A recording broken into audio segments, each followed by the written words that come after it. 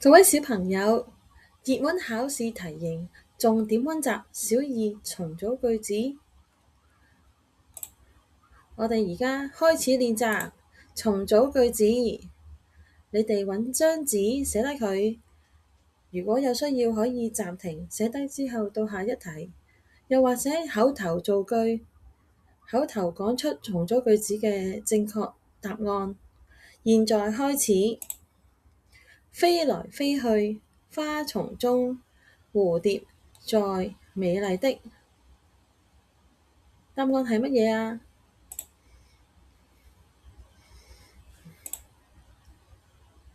答案係美麗的蝴蝶在花叢中飛來飛去。下一題，每天刷牙，我好孩子是個都，請你重組句子。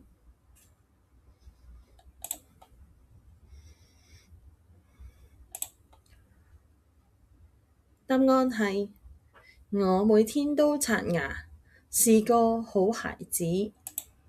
下一題，公園裏許多有五顏六色的花朵，請你重組句子。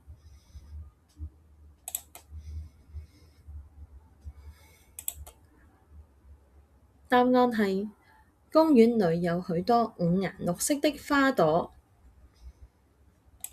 下一題，辛勤地農夫耕種稻田裏，在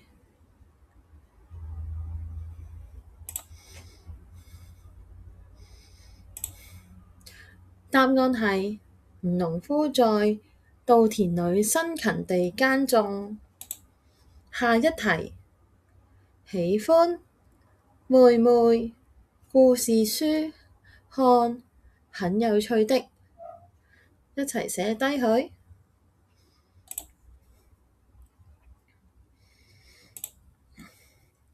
答案係妹妹喜歡看很有趣的故事書。下一題，媽媽準備了為豐富的我晚餐，一齊寫低佢或者用口頭講出嚟啦。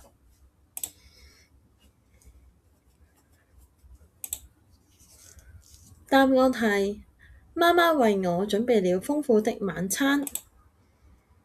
下一題，學校我們知識學習在很多，一齊寫低佢或者講出嚟啦。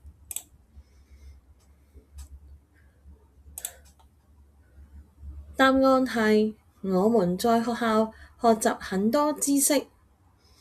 下一題，海邊爸爸帶沙寶玩耍，我到捉，一齊寫低佢或者講出嚟啦。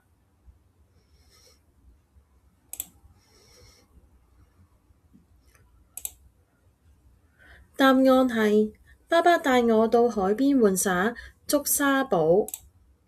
大家努力做好啊！